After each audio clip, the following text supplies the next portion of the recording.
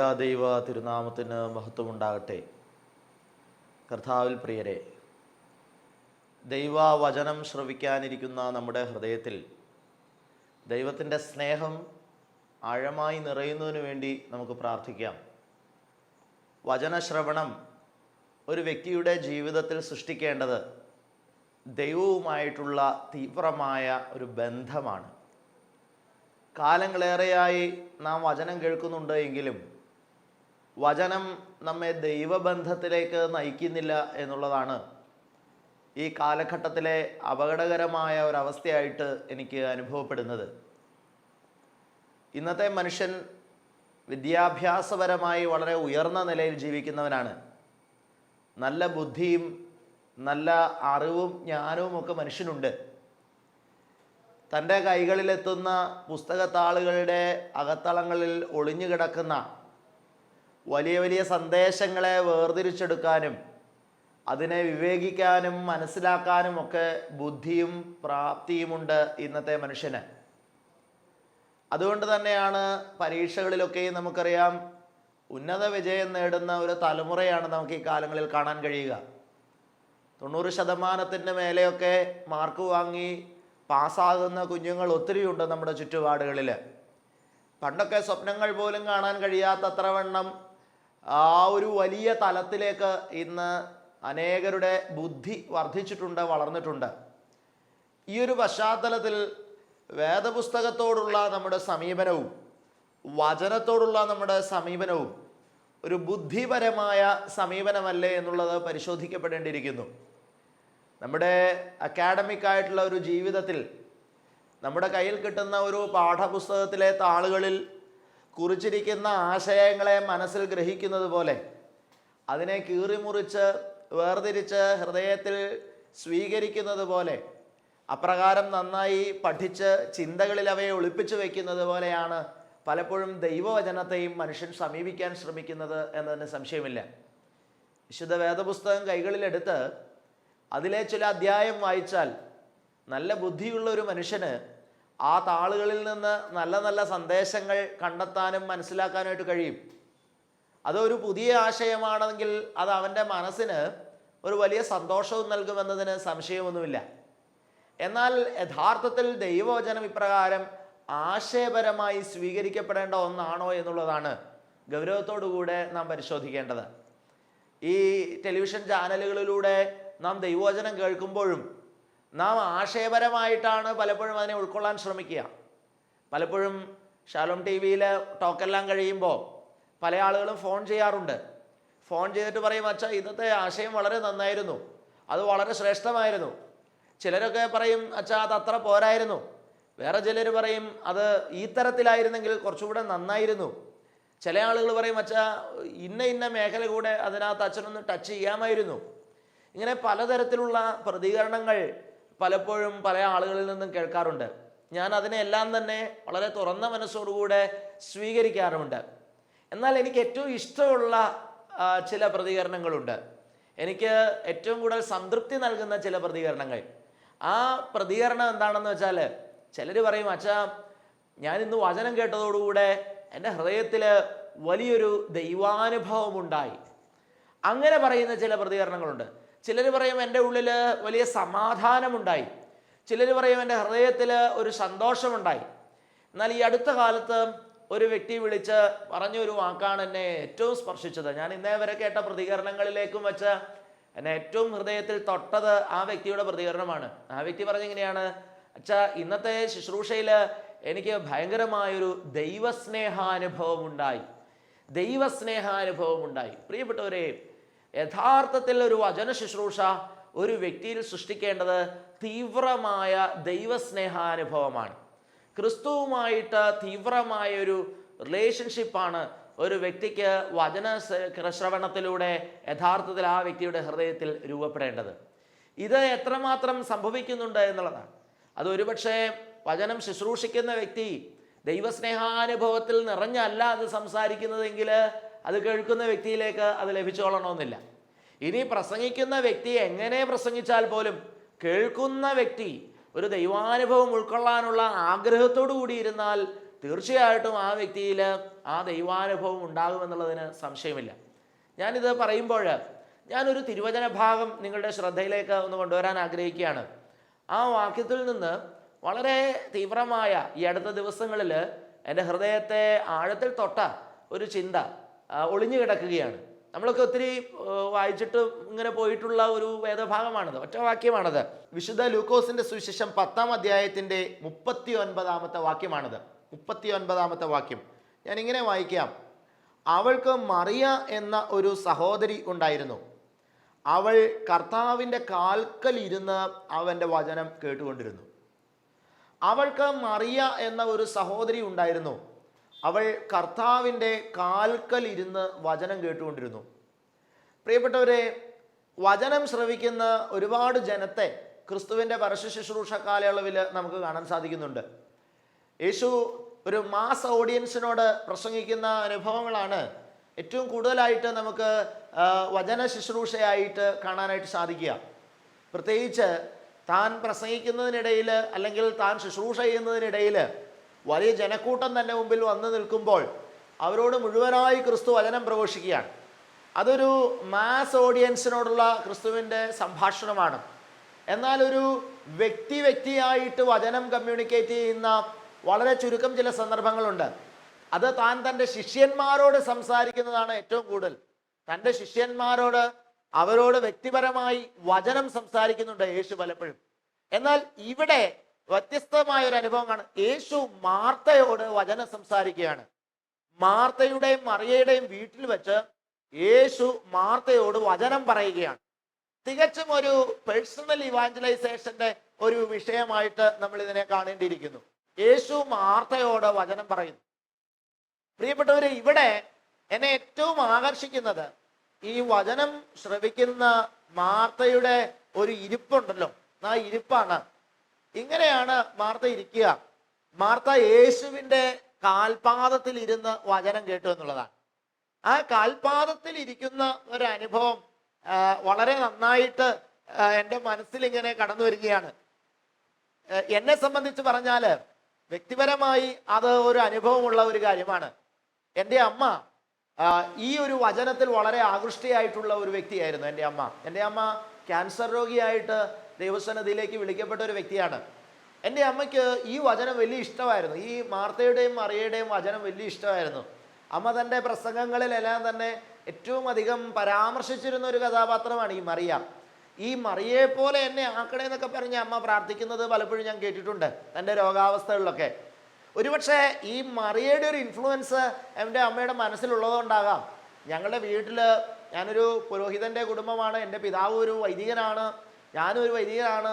ഈ ഒരു പശ്ചാത്തലമൊക്കെ ഉള്ളതുകൊണ്ടാകാം ഞങ്ങളുടെ വീട്ടിൽ എപ്പോഴും അഭിമന്യ തിരുമേനിമാർ, പിതാക്കന്മാരൊക്കെ വരുന്ന ഒരു സാഹചര്യമുണ്ട്. അപ്പോൾ ഈ പിതാക്കന്മാരൊക്കെ വന്ന് ഞങ്ങളുടെ വീട്ടിൽ ഇങ്ങനെ ഇരിക്കും. ഒത്തിരി സമയം അവർ സംസാരിക്കും. ഞങ്ങൾ ഒത്തിരി നല്ല നല്ല കാര്യങ്ങൾ, ആത്മീയമായ കാര്യങ്ങളൊക്കെ ഷെയർ ചെയ്യും. എൻ്റെ പിതാവ് അച്ഛനായിരുന്നുണ്ടെങ്കിൽ ഒരു പിതാവിൻ്റെ മാനേജരായിട്ട് വർഷങ്ങളോളം പ്രവർത്തിച്ചതാണ്. അപ്പോൾ ആ ഒരു പശ്ചാത്തലത്തിൽ ഞങ്ങളുടെ വീട്ടിൽ നിരന്തരമായിട്ട് പിതാക്കന്മാർ വരുമായിരുന്നു. അപ്പോഴൊക്കെ ഞാൻ കണ്ടിട്ടുള്ള ഒരു കാഴ്ചയുണ്ട്. എൻ്റെ അമ്മ അവർ വന്നു കഴിയുമ്പോൾ അവർ ഇരിക്കുന്ന കസേരയുടെ തറയിലായിട്ട് അവർ കാൽപാദത്തിൻ്റെ അടുത്ത് ഇങ്ങനെ ചമ്രം പടഞ്ഞിരിക്കും. എന്നിട്ട് ആ പിതാക്കന്മാരോട് ഇങ്ങനെ ഓരോ കാര്യങ്ങളൊക്കെ ചോദിക്കും, വചനപരമായ സംശയങ്ങളൊക്കെ ചോദിക്കും, ആത്മീയമായ കാര്യങ്ങളൊക്കെ ചർച്ച ചെയ്യും. ഉടനെ അവരിങ്ങനെ പറഞ്ഞു കൊടുക്കും, മോളെ അത് അങ്ങനെയാണ് കേട്ടോ, അതിങ്ങനെയാണ് കേട്ടോ എന്നൊക്കെ പറഞ്ഞു കേൾക്കും. പ്രിയപ്പെട്ടവരെ, എൻ്റെ കുഞ്ഞുകാലങ്ങളിലാണ് ഞാൻ ഈ കാഴ്ച കണ്ടിട്ടുള്ളത്. എന്നെ വളരെ ആകർഷിച്ചിട്ടുണ്ട് ഈ കാഴ്ച. ഞാൻ അമ്മയുടെ ഇരിപ്പ്, ആ ഒരു സ്നേഹത്തോടെ, ആ ഒരു വിനയത്തോടെ, ആ ഒരു ആദരവോടെ, ആ ഒരു ബഹുമാനത്തോടെ ഈ മറിയെ പോലെ കാൽപാദത്തിൽ ഇരുന്ന് അവർ പറയുന്ന, പിതാക്കന്മാർ പറയുന്ന കാര്യങ്ങൾ ഇങ്ങനെ കേട്ട് അതിനെ ഹൃദയത്തിൽ സംഗ്രഹിക്കുന്നത് ഞാൻ വളരെ ആകർഷണീയതയായിട്ട് എനിക്ക് തോന്നിയിട്ടുണ്ട്. ഞാൻ ഒത്തിരി സുവിശേഷ പ്രസംഗങ്ങളിലും കൺവെൻഷനുകളിലും ഒക്കെ ഞാൻ പോയി പങ്കെടുത്തിട്ടുണ്ട്. പക്ഷേ അവിടെയൊക്കെ ഇതേ പിതാക്കന്മാർ പ്രസംഗിക്കുന്നത് ഞാൻ കേട്ടിട്ടുണ്ട്. പക്ഷേ എൻ്റെ അമ്മ ഇങ്ങനെ കാൽച്ചുവട്ടിൽ ഇരുന്ന് നിലത്തിരുന്ന് ദൈവവചനം കേൾക്കുന്ന സമയത്ത് അവരെൻ്റെ അമ്മയോട് പറയുന്ന കാര്യങ്ങൾ എനിക്കും എൻ്റെ ഹൃദയത്തെ സ്പർശിച്ചു. അതേ കാര്യങ്ങൾ തന്നെ അവർ കൺവെൻഷൻ വേദികളിൽ പറയുമ്പോൾ അത്ര കണ്ട് എന്നെ ടച്ച് ചെയ്തിട്ടില്ല. എന്നാൽ ഇങ്ങനെ പാതാന്തികത്തിൽ ഇരുന്ന് വചനം കേൾക്കുന്ന സമയത്ത് പേഴ്സണലായിട്ട് തികച്ചും വ്യക്തിപരമായിട്ട് അവരിങ്ങനെയുള്ള ചില കാര്യങ്ങൾ പറയുമ്പോൾ അത് വളരെ ആഴത്തിൽ എൻ്റെ അമ്മയെയും അത് എന്നെപ്പോലും ആ കുഞ്ഞു പ്രായത്തിൽ എന്നെയും വളരെ സ്വാധീനിച്ചിട്ടുള്ളതായിട്ട് ഞാൻ ഇന്ന് ഓർമ്മിച്ചെടുക്കുകയാണ്. പ്രിയപ്പെട്ടവരെ, പാതാന്തകത്തിലിരുന്ന് വചനം കേൾക്കുക എന്ന് പറയുന്നത് അതൊരു റിലേഷൻഷിപ്പ് ആയിട്ട് ബന്ധപ്പെട്ട് രൂപപ്പെടുന്നതാണ്. അതൊരു സ്നേഹബന്ധത്തിൽ നിന്ന് രൂപപ്പെടുന്നതാണ്. മറിയ വചനമാകുന്ന ക്രിസ്തുവിനെ സ്നേഹിച്ചിരുന്നു. അതാണ് വാസ്തവത്തിൽ മറിയയുടെ ജീവിതത്തിൽ ഉണ്ടായ ആ ഒരു വലിയ ദൈവാനുഭവം. വചനത്തെ നമ്മൾ ഉൾക്കൊള്ളുന്നുണ്ട്, വചനത്തെ ആശയപരമായിട്ട് നമ്മൾ കേൾക്കുന്നുണ്ട്, വചനത്തിൻ്റെ ഉള്ളിൽ നിന്നുള്ള സന്ദേശങ്ങൾ നമ്മൾ വേർതിരിച്ചെടുക്കാൻ ശ്രമിക്കുന്നുണ്ട്, വചനത്തിൻ്റെ ആശയങ്ങൾ നമ്മുടെ പ്രായോഗിക ജീവിതത്തിൽ നമ്മൾ നടപ്പാക്കാൻ ശ്രമിക്കുന്നുണ്ട്, വചനത്തെ വേദശാസ്ത്രപരമായി നാം വിശകലനം ചെയ്യുന്നുണ്ട്. എന്നാൽ വചനത്തെ സ്നേഹിക്കുന്നവരാരാണ്? വചനത്തെ സ്നേഹത്തോടുകൂടെ സ്വീകരിക്കുന്നവരാരാണ്? വചനത്തെ സ്നേഹത്തോടുകൂടെ സ്വീകരിച്ച് ആ വചനത്തിൻ്റെ അനുഭവത്തെ ഹൃദയത്തിൽ ഉൾക്കൊള്ളുന്ന ഒരു വ്യക്തിയുടെ ജീവിതത്തിൽ ഉണ്ടാകുന്ന ഒരു ദൈവാനുഭവം വചനത്തെ ആശയപരമായി സ്വീകരിക്കുന്ന ഒരു വ്യക്തിയുടെ ജീവിതത്തിൽ ഒരിക്കലും ഉണ്ടാകത്തില്ല. പ്രിയപ്പെട്ടവരെ, ഇവിടെ മറിയ സ്നേഹത്തോടു കൂടിയാണ് വചനത്തെ സ്വീകരിക്കുക. ആ ഇരിപ്പിൽ തന്നെ അറിയാം യേശുവിൻ്റെ വായിൽ നിന്ന് വരുന്നതിനെ അതിൻ്റെ പൂർണ്ണതയിൽ ഉൾക്കൊള്ളാനുള്ള ഒരു ഓപ്പൺനെസ്, ഒരു തുറവി ഈ മറിയയുടെ ഹൃദയത്തിനുണ്ട്. അതാണ് ആ ഇരിപ്പിൽ കാണുക. മാത്രമല്ല, ചുറ്റുപാടുകളിൽ സംഭവിക്കുന്ന കാര്യങ്ങൾ അവരുടെ ഹൃദയത്തെ അലട്ടുന്നില്ല. മാർത്ത പറയുന്ന ഒരു പരാതി ഇതിനോട് ചേർന്ന് നമ്മൾ വായിക്കുന്നതാണല്ലോ. അവൾ ഭക്ഷണ വിഷയത്തിൽ മറിയയെ സഹായിക്കാൻ മറിയ ചെന്നില്ല എന്ന് യേശുവിൻ്റെ അടുത്ത് പരാതി പറയുന്നുണ്ട്. അത് മറിയ ഒരു സഹായ താല്പര്യമില്ലാത്ത ഒരു സ്ത്രീ ആയതുകൊണ്ടല്ല, മറിച്ച് വചനത്തെ സ്നേഹിക്കുന്ന ഒരു വ്യക്തി മറ്റു കാര്യങ്ങളെ ഒട്ടും തന്നെ പ്രാധാന്യമില്ലാതെയായി പോകുന്നു എന്നുള്ളതാണ്. വചനത്തെ സ്നേഹിക്കുന്ന ഒരു വ്യക്തി വളരെ ആഴത്തിൽ വചനത്തിൽ നിന്നുള്ള അനുഭവങ്ങളെ ഉൾക്കൊള്ളുന്നു എന്നുള്ളതാണ്. മറ്റൊരു വാക്കിൽ പറഞ്ഞാൽ വചനത്തെ സ്നേഹിക്കുന്ന വ്യക്തി വചനത്തിൽ ലയിച്ചു ചേരുന്നു എന്ന വാക്കായിരിക്കും സത്യം. വചനത്തെ സ്നേഹിക്കുന്ന വ്യക്തി വചനവുമായിട്ട് ഒന്നായി ചേരുന്നു എന്നുള്ളതാണ് വാസ്തവത്തിൽ സംഭവിക്കുക. പ്രിയപ്പെട്ടവരെ, അതൊരു ആശയപരമായ കാര്യമല്ല. നമ്മൾ ഒരു പുസ്തകത്തിലെ ഒരു ആശയം ഇപ്പം നമ്മളൊരു നിയമവിദ്യാർത്ഥിയാണെന്നിരിക്കുക. നിയമവിദ്യാർത്ഥിയാണെങ്കിൽ നമ്മൾ നിയമങ്ങളൊക്കെ പഠിക്കും. നിയമങ്ങളൊക്കെ പഠിക്കുന്നതൊന്നും നമ്മുടെ ഹൃദയത്തിൽ ഉൾക്കൊള്ളണമെന്നില്ല. നമുക്കറിയാം, നിയമപാലകരായിട്ടുള്ള ആളുകൾ പോലും നിയമം തെറ്റിക്കുന്നത് ഈ കാലങ്ങളിൽ നമ്മൾ കാണുന്നുണ്ട്. അവർക്കറിയാം നിയമം, പക്ഷെ എങ്കിലും അവർ നിയമം തെറ്റിക്കുകയാണ്. എന്താ കാരണം? അവർ ആ നിയമത്തെ ആശയപരമായിട്ട് ഉൾക്കൊണ്ടതാണ്, പ്രൊഫഷൻ പരമായിട്ട് അവരതിനെ ഉൾക്കൊണ്ടതാണ്. എന്നാൽ അവരുടെ ഹൃദയത്തിൽ ആ നിയമം ഇല്ല. അതുകൊണ്ടാണ് അവർ ആ നിയമം തെറ്റിക്കുക. നമുക്കറിയാം, ഡ്രൈവ് ചെയ്യുന്ന ആളുകൾക്ക് ഡ്രൈവിംഗ് സംബന്ധമായ നിയമങ്ങൾ അറിയാം. എന്നാൽ പല ആളുകളും ഡ്രൈവിംഗ് സംബന്ധമായ നിയമങ്ങൾ തെറ്റിക്കുന്നുണ്ട്. കാരണം എന്താണ്? നിയമം അറിയാം, ആശയപരമായിട്ടറിയാം, പക്ഷെ അത് ഹൃദയത്തിലില്ല. പ്രിയപ്പെട്ടവരെ, വാസ്തവത്തിൽ ദൈവവചനവും ഈ കാലങ്ങളിൽ ഇങ്ങനെയാണ് മനുഷ്യൻ സ്വീകരിക്കുന്നത്. ദൈവവചനം ആശയപരമായിട്ട് പല ആളുകൾക്കും അറിയാം. ഇന്ന് പണ്ടത്തേക്കാൾ ബൈബിൾ ജ്ഞാനമുള്ള ജനം ഒരുപാടുണ്ട്. ഇപ്പം എന്നെ ശ്രവിക്കുന്ന നിങ്ങളിൽ പലർക്കും ബൈബിൾ ജ്ഞാനം ഉണ്ടാകും. വേദപുസ്തകത്തിൽ എത്ര പുസ്തകമുണ്ട്, ഓരോ പുസ്തകത്തിൽ എത്ര അധ്യായങ്ങളുണ്ട്, ഓരോ അധ്യായത്തിൽ എത്ര വാക്യങ്ങളുണ്ട്, ഇന്ന വാക്യം എവിടെ കിടക്കുന്നു, ഇതൊക്കെ അച്ചട്ടായിട്ട് പറയാൻ കഴിവുള്ളവരായിരിക്കാം നിങ്ങൾ. പക്ഷെ വചനത്തെ നിങ്ങൾ സ്നേഹിക്കുന്നുണ്ടോ? വചനത്തെ സ്നേഹിക്കുന്ന ഒരു വ്യക്തി വചനം ഹൃദയത്തിൽ സംഗ്രഹിക്കും, വചനം ഉള്ളിലാക്കി മാറ്റും എന്നുള്ളതാണ്. പ്രിയപ്പെട്ടവർ, വചനത്തെ സ്നേഹിക്കുക എന്ന് പറഞ്ഞാൽ എന്താണ് അതുകൊണ്ട് ഉദ്ദേശിക്കുക? വചനത്തെ സ്നേഹിക്കുക എന്ന് പറഞ്ഞാൽ യേശുവിനെ സ്നേഹിക്കുക എന്ന് തന്നെയാണ് അർത്ഥം. കാരണം വചനം ആരാണ്? വചനവേശു ആരാണ്? യേശു ആരാണ്? യേശു വചനമാണ്. പിതാവാം ദൈവത്തിൻ്റെ വാക്കാണ് യേശു. അതുകൊണ്ട് വചനത്തെ സ്നേഹിക്കുക എന്ന് പറഞ്ഞു കഴിഞ്ഞാൽ യേശുവിനെ സ്നേഹിക്കുക എന്നുള്ളതാണ് അതുകൊണ്ട് അർത്ഥമാക്കുക. ഒരു വ്യക്തി ദൈവവചനത്തെ ഹൃദയത്തിൽ ഉൾക്കൊണ്ടു കഴിഞ്ഞാൽ ആ വ്യക്തിക്ക് യേശുവിനോട് തീവ്രമായ ഒരു സ്നേഹം രൂപപ്പെടേണ്ടതാണ്. എന്നാൽ ഈ കാലങ്ങളിലെ വിശ്വാസിക്ക് യേശുവിനോട് ഈ ഒരു തീവ്രമായ സ്നേഹമില്ല എന്നുള്ളത് വളരെ സങ്കടകരമായ ഒരു വസ്തുതയാണ്. വചനപരമായും ആശയപരമായും ഒക്കെ ഒത്തിരി കാര്യങ്ങൾ ഉള്ളിലുണ്ട്, പക്ഷെ യേശുവിനോട് സ്നേഹം രൂപപ്പെടുന്നില്ല. വചനം എത്ര കണ്ട് വചനത്തിൻ്റെ ആശയങ്ങൾ ഉൾക്കൊണ്ടിട്ടും യേശുവിനോട് സ്നേഹമില്ല. പ്രിയപ്പെട്ടവരെ, യേശുവിനോട് സ്നേഹമുള്ള ഒരു വ്യക്തിയുടെ പ്രതികരണങ്ങളിൽ അത് വളരെ വ്യക്തമായിട്ട് നമുക്ക് കാണാൻ സാധിക്കും. യേശുവിനോട് സ്നേഹമുള്ള ഒരു വ്യക്തിക്ക് വചനം കേൾക്കുമ്പോൾ, വചനത്തിനനുസരിച്ച് ജീവിക്കുമ്പോൾ യേശുവിൻ്റെ ക്യാരക്ടർ, യേശുവിൻ്റെ സ്വഭാവം പലപ്പോഴും ഉണ്ടാകുന്നുള്ളതാണ്. ഈ കാലങ്ങളിൽ ഒത്തിരി പ്രൊഫഷണലായിട്ടുള്ള വചന പ്രഘോഷകരെ ഒക്കെ നമുക്ക് കാണാനായിട്ട് സാധിക്കുന്നുണ്ട്. വളരെ ആഴമായി വേദപുസ്തകത്തിൽ നിന്ന് പഠിച്ചിട്ടുള്ളതാണ്. പക്ഷേ അവരുടെയൊക്കെ പല പെരുമാറ്റങ്ങൾ, അവരുടെ കുടുംബവുമായി ബന്ധപ്പെട്ടൊക്കെയുള്ള അവരുടെ ചില എക്സ്പ്രഷൻസ് ഞാൻ പലപ്പോഴും ഒബ്സർവ് ചെയ്യാറുണ്ട്.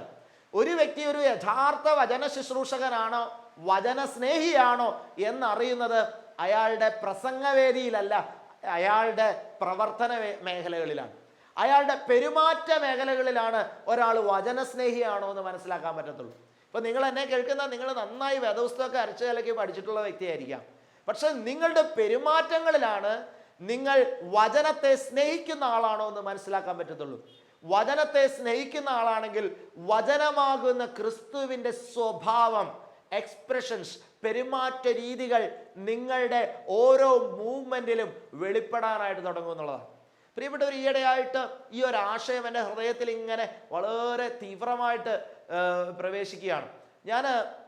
ഞാൻ എന്നെക്കുറിച്ച് തന്നെ ഒന്ന് പുനഃപരിശോധിക്കാനിടയായി. ദൈവമേ, ഞാനൊരു വചന സ്നേഹിയാണോ? ഞാൻ വചനത്തെ ശരിക്കും സ്നേഹിക്കുന്നുണ്ടോ? വചനമാകുന്ന നിന്നെ സ്നേഹിക്കുന്നുണ്ടോ? ഞാൻ വചനമൊക്കെ പ്രസംഗിക്കുന്നൊക്കെ ചെയ്യുന്നുണ്ട്. ശാലോം ടി വിയിലൊക്കെ കഴിഞ്ഞ 10 കൊല്ലമായിട്ട് വചനം പ്രസംഗിക്കുന്നുണ്ട്. ഒരുപാട് ദേവാലയങ്ങളിലും കൺവെൻഷൻ വേദികളിലൊക്കെ പ്രസംഗിക്കുന്നുണ്ട്. പക്ഷെ ഞാൻ ശരിക്കും വചനമാകുന്നതിനെ സ്നേഹിക്കുന്നുണ്ടോ? പലപ്പോഴും എൻ്റെ ഈ ശുശ്രൂഷ എന്ന് പറയുന്നത് ഒരു പ്രൊഫഷൻ പോലെയായിട്ട് മാറ്റപ്പെടുന്നുണ്ടോ? ഞാൻ ഈ അടുത്ത കാലത്ത് അതിനെക്കുറിച്ച് ഇങ്ങനെ ഗൗരവമായിട്ട് ഇങ്ങനെ ചിന്തിച്ചുകൊണ്ടിരിക്കുന്ന സമയത്താണ് ഞാൻ എറണാകുളത്ത് PVS ഹോസ്പിറ്റലിൽ എനിക്ക് അവിടെ കുറച്ച് സമയം ചിലവഴിക്കേണ്ടതായിട്ട് വന്നു. ഞാൻ പലപ്പോഴും എൻ്റെ അനുഭവ സാക്ഷ്യമൊക്കെ പങ്കുവെച്ചിട്ടുള്ളതാണ്. എൻ്റെ ജീവിത പങ്കാളി ഒരു രോഗാവസ്ഥയുള്ളൊരു വ്യക്തിയാണ്. എല്ലാ 60 ദിവസം കൂടുമ്പോഴും എറണാകുളം PVS ഹോസ്പിറ്റലിലെ ഇൻറ്റൻസീവ് കെയർ യൂണിറ്റിനകത്ത് കിടത്തിക്കൊണ്ട് ഒരു ഇഞ്ചക്ഷൻ, ഇൻഫ്ലെക്സിമാബ് എന്ന് പറയുന്ന ഒരു എക്സ്പെൻസീവ് ട്രീറ്റ്മെൻറ്റ് ഇങ്ങനെ കൃത്യമായി ചെയ്തുകൊണ്ടിരിക്കും. ഈ ട്രീറ്റ്മെൻറ്റിന് വേണ്ടിയിട്ട് ഹോസ്പിറ്റലിൽ കയറി കഴിഞ്ഞാൽ ഒരു 10 മണിക്കൂറോളം സമയം അതുമായി ബന്ധപ്പെട്ട് അവിടെ ഹോസ്പിറ്റലിൽ ചിലവഴിക്കേണ്ടി വരും. അപ്പം അതിൻ്റെ പുറത്ത് ICUവിനകത്തോട്ട് വൈഫിനെ കൊണ്ടുപോയി കഴിഞ്ഞാൽ പിന്നെ എനിക്ക് വേറെ പരിപാടിയൊന്നുമില്ല. പുറത്തിങ്ങനെ കാത്തിരിക്കണം. ഇടയ്ക്ക് അവർ വല്ല മരുന്ന് വാങ്ങിക്കാനോ ഒക്കെ പറഞ്ഞാൽ വാങ്ങിച്ചു കൊടുക്കേണ്ടി വരും. അപ്പം ഞാനിങ്ങനെ ഇൻറ്റൻസീവ് കെയർ യൂണിറ്റിന് മുമ്പിൽ ഇങ്ങനെ ഇരിക്കും. പലപ്പോഴും ഈ ഇൻറ്റൻസീവ് കെയർ യൂണിറ്റിൻ്റെ മുമ്പിലുള്ള കാഴ്ചകൾ അത് വളരെ നമ്മുടെ ഹൃദയത്തെ തൊടുന്ന പല കാഴ്ചകളാണ്. പലപ്പോഴും ഒത്തിരി ഗുരുതരമായ രോഗാവസ്ഥയുള്ള ആളുകളൊക്കെയും അവിടെ കടന്നു വരാറുണ്ട്. അവരുടെ ബന്ധുമിത്രാദികളായിട്ടുള്ള ആളുകൾ ആ ICUവിൻ്റെ മുന്നിലുള്ള അവരുടെ ചില പ്രയാസങ്ങൾ, അസ്വസ്ഥതകൾ, ചിലപ്പോൾ വളരെ ചെറുപ്പക്കാരായിരിക്കും, കുഞ്ഞു കുട്ടികളൊക്കെ ആയിരിക്കും. മരണാസന്നമായ അവസ്ഥയിൽ ICUവിനുള്ളിൽ കിടക്കുമ്പോൾ പുറത്ത് ഉള്ള അവരുടെ ബന്ധുക്കളുടെയൊക്കെ ചില പ്രതികരണങ്ങൾ, ഇതൊക്കെ പലപ്പോഴും ഞാൻ കണ്ടിട്ടുണ്ട്. പ്രിയപ്പെട്ടവരെ, ഇന്ന് ഞാൻ നിങ്ങളോട് സംസാരിച്ച ഈ വചനഭാഗം ഞാൻ വായിച്ചു കഴിഞ്ഞപ്പോൾ എൻ്റെ ഹൃദയത്തിലൊരു വലിയ കുത്തലുണ്ടായി. ആ കുത്തൽ മറ്റൊന്നുമല്ല, ഇങ്ങനെയുള്ള പല ICU കിടക്കുന്ന പല രോഗികളുടെയും ബന്ധുക്കൾ പുറത്ത് അലമുറയിട്ട് കരയുകയും പലതരത്തിൽ അവരുടെ സങ്കടങ്ങൾ എക്സ്പ്രസ് ചെയ്യുകയും ചെയ്യുമ്പോൾ എനിക്ക് അവരെ ഒന്ന് ആശ്വസിപ്പിക്കാനോ അവരെ അടുത്ത് പോയിട്ട് വചനം പറഞ്ഞ് അവരെ ഒന്ന് ബലപ്പെടുത്താനോ എനിക്ക് ഇന്നേ വരെ കഴിഞ്ഞിട്ടില്ല. എന്നാൽ എൻ്റെ കയ്യിലൊരു മൈക്ക് കിട്ടിക്കഴിഞ്ഞാൽ ഞാൻ വളരെ കാര്യമായിട്ട് വചനമൊക്കെ പ്രസംഗിക്കുന്നുണ്ട്. പക്ഷേ ഇങ്ങനെ ഉള്ള വ്യക്തികളുടെ നൊമ്പരം നമുക്കറിയാം. ICUവിൻ്റെ മുമ്പിൽ കാവലിരിക്കുന്ന ആളുകളുടെ ഒക്കെ മനസ്സിൽ ആഴമായ നൊമ്പരങ്ങളുണ്ട്. നല്ല സുവിശേഷം പറയാനുള്ള വേദിയ വാസ്തവത്തിൽ. പക്ഷെ ഞാൻ ആ അവസരം ഉപയോഗിച്ചിട്ടില്ല. ഞാൻ ഈ വചനഭാഗം ഇങ്ങനെ ആ ICUവിൻ്റെ മുന്നിൽ ഇരിക്കുന്ന സമയത്ത് ഞാൻ ഈ വചനഭാഗം എടുത്ത് ഇങ്ങനെ വായിച്ചുകൊണ്ടിരിക്കുമ്പോൾ എനിക്ക് ഭയങ്കരമായ ഒരു വേദന മനസ്സിലുണ്ടാവുകയാണ്. ദൈവമേ, ഇവിടെ ഇരിക്കുന്ന ഈ രോഗികളെ, ഈ സങ്കടപ്പെടുന്നവരെ ഒന്ന് സാന്ത്വനിപ്പിക്കാൻ ഞാൻ കടന്നു ചെല്ലുന്നില്ലല്ലോ. എന്തോ എനിക്കതങ്ങോട്ട് ചെയ്യാൻ പറ്റുന്നില്ല. പ്രിയപ്പെട്ടവരെ, ഞാനങ്ങനെ കഴിഞ്ഞ മാസത്തെ ട്രീറ്റ്മെൻറ്റ് സമയത്ത് ഞാനങ്ങനെ വിഷമിച്ചിങ്ങനെ ഇരിക്കുന്ന സമയത്താണ് ഒരു 32 വയസ്സായൊരു ചെറുപ്പക്കാരൻ ഏതൊക്കെയോ ഹോസ്പിറ്റലുകളിൽ നിന്ന് ഉപേക്ഷിച്ച ഒരു ഘട്ടത്തിൽ ഒത്തിരി ഇൻറ്റേർണൽ ബ്ലീഡിങ് ഉള്ള ഒരു അവസ്ഥയിൽ ഈ മനുഷ്യനെ ICUവിനകത്തോട്ട് കയറ്റിക്കൊണ്ടുപോയി. അകത്ത് ചെന്നപ്പോൾ ഇദ്ദേഹത്തിൻ്റെ ഭാര്യ, ഒരു 27 വയസ്സ് കാണും, ഒരു പാവപ്പെട്ട സഹോദരി, അവർ ഇടുക്കിക്കാരോ മറ്റോ ആണ്. അവരവിടെ വളരെ സങ്കടത്തോടെ കരഞ്ഞും ബഹളം വെച്ചോടെ നിൽക്കുന്നുണ്ട്. ഈ അകത്തോട്ട് കൊണ്ടുപോയ ആളുടെ അപ്പൻ, സഹോദരൻ, ഇവരൊക്കെ പുറത്ത് നിൽക്കുന്നുണ്ട്. ഇവരൊക്കെ വളരെ അസ്വസ്ഥരാണ്.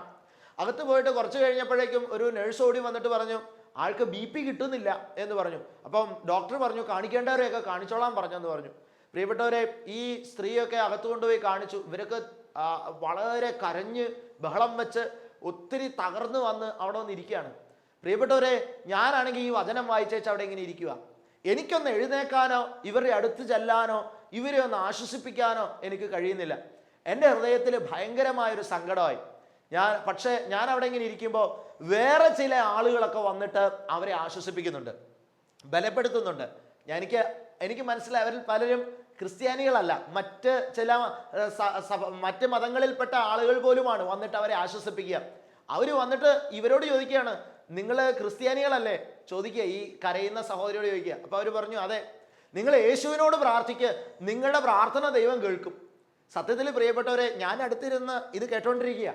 പക്ഷെ എൻ്റെ ഉള്ളിലൊരു വലിയ കുത്തലായി. ദൈവമേ, ഞാനൊരു അച്ഛനാണ്, ഞാനൊരു പുരോഹിതനാണ്, എന്നിട്ടും എനിക്ക് അവരോട് പോയിട്ട് ഒന്ന് ബലപ്പെടുത്താനോ ആശ്വസിപ്പിക്കാനോ എനിക്ക് പറ്റണില്ലല്ലോ.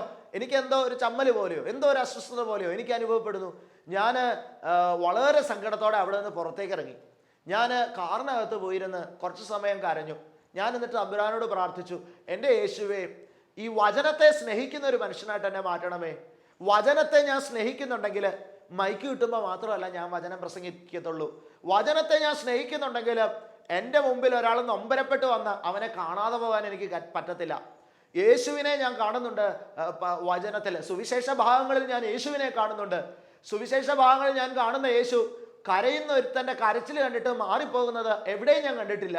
ഒരു സങ്കടപ്പെടുന്നവൻ അവൻ ആരായാലും അവൻ്റെ അടുത്ത് ചെല്ലുന്നതാണ് എനിക്ക് കാണാൻ സാധിക്കുക. ഞാൻ യഥാർത്ഥ വചന സ്നേഹിയാണെങ്കിൽ ആ കരയുന്നവൻ്റെ അടുത്ത് ഞാൻ ചെല്ലേണ്ടതാണല്ലോ. എനിക്കതിന് പറ്റുന്നില്ലല്ലോ. എനിക്കതിനുള്ള അഭിഷേകം തരണമേ, എന്നെ ഒരു വചന സ്നേഹിയാക്കി മാറ്റണമെന്ന് പറഞ്ഞ് ഞാൻ കാറിനകത്തിരുന്ന് ഒരു അരമണിക്കൂറോളം കരഞ്ഞു സ്തുതിച്ചു പ്രാർത്ഥിച്ചു. പ്രിയപ്പെട്ടവരെ, അതെല്ലാം കഴിഞ്ഞപ്പോൾ എനിക്ക് വലിയൊരു അഭിഷേകം ലഭിച്ചു. ഞാൻ പുറത്തേക്ക് ഇറങ്ങി വാഷ് ബേസിനിൽ പോയി മുഖമൊക്കെ കഴുകിയിട്ട് ഞാൻ അവിടേക്ക് ചെല്ലുമ്പോൾ ഇവർ കരഞ്ഞ് അവിടെ ഇരിപ്പുണ്ട്, സങ്കടപ്പെട്ട് അവിടെ ഇരിക്കുന്നുണ്ട്. അപ്പം ഞാൻ ഇവരുടെ സഹോദരനോട് ചോദിച്ചു, ആൾക്ക് എങ്ങനെയുണ്ട് അകത്ത് കിടക്കുന്ന ആൾക്ക്? അപ്പോൾ പറഞ്ഞു, അങ്ങനെ തന്നെ കിടക്കുന്നു വച്ചാൽ, ഒന്നും പറയാറായിട്ടില്ല, വീട്ടുകാരെ എല്ലാവരെയും വിളിച്ചിട്ടുണ്ട്, അവരൊക്കെ യാത്രയിലാണെന്ന് പറഞ്ഞു. പ്രിയപ്പെട്ടവരെ, ഞാൻ ഈ സഹോദരിയുടെ അടുത്ത് ചെന്നിട്ട് ഞാൻ അവരുടെ മുഖത്തേക്ക്, കണ്ണുകളിലേക്ക് സൂക്ഷിച്ചു നോക്കി. എനിക്ക് ലഭിച്ച ആ അഭിഷേകത്തിൻ്റെ ബലത്തിൽ നിന്നുകൊണ്ട് ഞാൻ ആ സഹോദരിയോട് പറഞ്ഞു, യേശു നിങ്ങളെ സ്നേഹിക്കുന്നുണ്ട് കേട്ടോ മോളെ, നീ തളരണ്ട, യേശു നിന്റെ കൂടെയുണ്ട്, കർത്താവ് നിന്റെ കൂടെയുണ്ട്, ആ മകൻ്റെയും കൂടെയുണ്ട്, യേശു അവൻ്റെയും കൂടെ ഉണ്ടെന്ന് പറഞ്ഞു. അവളുടെ കണ്ണുകൾ വിടർന്നത് ഞാൻ കണ്ടു. എൻ്റെ മുഖത്തേക്ക് കുറേ നേരം സൂക്ഷിച്ചു നോക്കിയിട്ട് അവളിങ്ങനെ കൈകൂപ്പിയിട്ട് അവൾ തല കുലുക്കി. എന്നിട്ട് അവൾ അവിടെ തല കുലിച്ച് ഇരിക്കാൻ തുടങ്ങി. ഞാൻ എന്നിട്ട് അവിടെ മാറിപ്പോയിരുന്നു. 5 മിനിറ്റ് കഴിഞ്ഞില്ല പ്രിയപ്പെട്ടവരെ, അകത്തുനിന്ന് നേഴ്സ് ഓടി വന്നിട്ട് പറഞ്ഞു, BP കിട്ടുന്നുണ്ട്, ഇമ്പ്രൂവ് ചെയ്യുന്നുണ്ട്, അവൻ ബെറ്റർ ആകുന്നുണ്ടെന്ന് പറയും. പ്രിയപ്പെട്ടവരെ, ദൈവത്തിൻ്റെ വലിയ സ്നേഹം ഞാൻ അവിടെ അനുഭവിച്ചു. ഞാൻ വീണ്ടും അവിടെ, ഈ വാക്ക് കേട്ടപ്പോഴേ ഞാൻ അവിടെ നിന്നില്ല. ഞാൻ വീണ്ടും പുറത്തേക്ക് ഇറങ്ങി. ഞാൻ വീണ്ടും കാറിനകത്ത് പോയി തമ്പുരാന് നന്ദി പറഞ്ഞുകൊണ്ട് കുറേ നേരം ഞാൻ സ്തുതിച്ച് പ്രാർത്ഥിച്ചു. പ്രിയപ്പെട്ടവരെ, എൻ്റെ ജീവിതത്തിൽ ഈ ഒരു പേഴ്സണൽ ഇവാഞ്ചലൈസേഷൻ്റെ ഒരു അനുഭവത്തിലേക്ക്, വചനത്തെ സ്നേഹിക്കുന്ന അനുഭവത്തിൽ നിന്നുകൊണ്ട് മറ്റൊരു വ്യക്തിയോട് ആ വചനത്തിൻ്റെ സ്നേഹം പകർന്നു കൊടുക്കാനുള്ള ആ ഒരു അനുഭവത്തിലേക്ക് തമ്പുരാന്റെ സ്നേഹം എന്നെ നയിച്ചതിന് ഞാൻ തമ്പുരാൻ ഒത്തിരി നന്ദി പറഞ്ഞു. പ്രിയപ്പെട്ടവരെ, അതിനെ തുടർന്ന് ആ ഒരു അനുഭവം എൻ്റെ ജീവിതത്തിൽ ഞാൻ പ്രാക്ടീസ് ചെയ്യാൻ ശ്രമിച്ചുകൊണ്ടിരിക്കുകയാണ്. വചനത്തെ സ്നേഹിക്കുന്ന ഒരു വ്യക്തിക്ക്, മുന്നിൽ കടന്നു വരുന്ന ഒരു വ്യക്തിയോട് വചനത്തെ പറയാതിരിക്കാൻ പറ്റത്തില്ല. വചനത്തെ സ്നേഹിക്കുന്ന ഒരു വ്യക്തിക്ക്, കരയുന്ന ഒരു വ്യക്തിയോട് വചനമായ യേശുവിനെ പരിചയപ്പെടുത്താതിരിക്കാൻ കഴിയത്തില്ല. വചനത്തിൻ്റെ പാദാന്തികയിരുന്ന് വചനത്തെ സമ്പൂർണമായി ഉൾക്കൊള്ളുന്ന ഒരു വ്യക്തിക്ക്, നൊമ്പരപ്പെടുന്ന ഒരു മനുഷ്യന്റെ മുന്നിൽ വചനത്തെ ഷെയർ ചെയ്യാതിരിക്കാൻ പറ്റത്തില്ല. പ്രിയപ്പെട്ടവരെ, നമ്മളൊക്കെ ക്രിസ്തുവിൽ വിശ്വസിക്കുന്നവരാണെന്ന് പറയുന്നുണ്ട്. എന്നാൽ ദൈവവചനത്തെ പങ്കുവെക്കാൻ നമുക്ക് കഴിയുന്നുണ്ടോ? ദൈവവചനത്തിൻ്റെ അഭിഷേകത്തെ പങ്കുവെക്കാനായിട്ട് നമുക്ക് കഴിയുന്നുണ്ടോ? ഇത് വളരെ ഗൗരവമുള്ളൊരു വിഷയമാണ്. അനേകരോട് യേശുവിനെ കുറിച്ച് പറയാൻ, ദൈവവചനത്തെക്കുറിച്ച് പറയാൻ തമ്പുരാൻ നിങ്ങളെ വിളിക്കുന്നു. ക്രിസ്തു മറിയയുടെ മുന്നിൽ നടത്തിയത് ഒരു പേഴ്സണൽ ഇവാഞ്ചലൈസേഷനാണ്. വ്യക്തിപരമായി വചനം സംസാരിക്കുന്നു. യേശുവുമായിട്ടുള്ള സ്നേഹത്തിൽ വചനത്തെ സ്നേഹിച്ചുകൊണ്ട് മറിയ അതിനെ സ്വീകരിക്കുന്നു. അതേ പ്രിയപ്പെട്ടവരെ, നിങ്ങളുടെ മുന്നിലൂടെയും കടന്നു പോകുന്ന നൊമ്പരപ്പെടുന്നവര്, ഭാരപ്പെടുന്നവരോട്, വേദനിക്കുന്നവരോട് യേശുവിൻ്റെ സ്നേഹത്തെ പകർന്നു കൊടുക്കാൻ ദൈവത്തിൻ്റെ പരിശുദ്ധാത്മാവ് നിങ്ങളെ ഉപയോഗിക്കട്ടെ എന്ന് മാത്രമാണ് ഈ സമയം ആശംസിക്കുകയും പ്രാർത്ഥിക്കുകയും ചെയ്യുക. നല്ല വചന സ്നേഹികളായി ദൈവത്തിൻ്റെ പരിശുദ്ധാത്മാവ് നിങ്ങളെ മാറ്റട്ടെ. വചനം നിങ്ങളുടെ ഹൃദയത്തിൻ്റെ ഉള്ളറകളെ ആഴമായ ദൈവസ്നേഹത്തിലേക്ക് നയിക്കട്ടെ എന്ന് ആശംസിച്ചുകൊണ്ട് തിരുവചന ശുശ്രൂഷ അവസാനിപ്പിക്കുന്നു. നമുക്കൊരു നിമിഷം പ്രാർത്ഥിക്കാം. കരുണാസമ്പന്നനായ തമ്പുരാനെ, അങ്ങയെ സ്നേഹിക്കാൻ ഞങ്ങൾക്ക് മനസ്സ് തരണമേ. അവിടുത്തെ പാദാന്തികയിരുന്ന് വചനം കേൾക്കുന്നത് വചനത്തെ സ്നേഹിക്കുന്നതിൻ്റെ ഒരു സൈനായിട്ട് ഞങ്ങൾ കാണുന്നു. തമ്പുരാനെ, അവിടുത്തെ പാദാന്തികയിരുന്ന് വചനം കേൾക്കാൻ, അങ്ങയെ സ്നേഹിക്കാൻ, തീവ്രമായി സ്നേഹിക്കാൻ ഞങ്ങളുടെ ഹൃദയങ്ങൾക്ക് അവിടുന്ന് അഭിഷേകം നൽകണമേ എന്ന് പ്രാർത്ഥിക്കുന്നു. എൻ്റെ കർത്താവേ, അങ്ങയിൽ ഒന്നായി ചേരുവാൻ, അങ്ങയിൽ ലയിച്ചു ചേരുവാൻ ദൈവത്തിൻ്റെ പരിശുദ്ധാത്മാവെ അവിടുന്ന് ഞങ്ങളെ അനുവദിക്കണമേ. ആ വചനം സ്നേഹമായി ഹൃദയത്തിൽ ഉൾക്കൊണ്ടുകൊണ്ട് സ്നേഹമാകുന്ന വചനത്തെ അനേകരിലേക്ക് പകർന്നു കൊടുക്കുവാൻ ഞങ്ങളെ അവിടുന്ന് സഹായിക്കണമേ. ആശയപരമായ ഉൾക്കൊള്ളലുകൾക്ക് അപ്പുറത്തേക്ക് സ്നേഹാധിഷ്ഠിതമായ വചനശ്രവണത്തിലേക്ക് ഞങ്ങളുടെ ആന്തരിക മനുഷ്യനെ അവിടെ നയിക്കണമേ. പരിശുദ്ധ മാതാവേ, വിശുദ്ധന്മാരെ പ്രാർത്ഥിക്കണമേ. പിതാവിൻ്റെയും പുത്രൻ്റെയും പരിശുദ്ധ റുഹായുടെയും നാമത്തിൽ തന്നെ. ആമേൻ.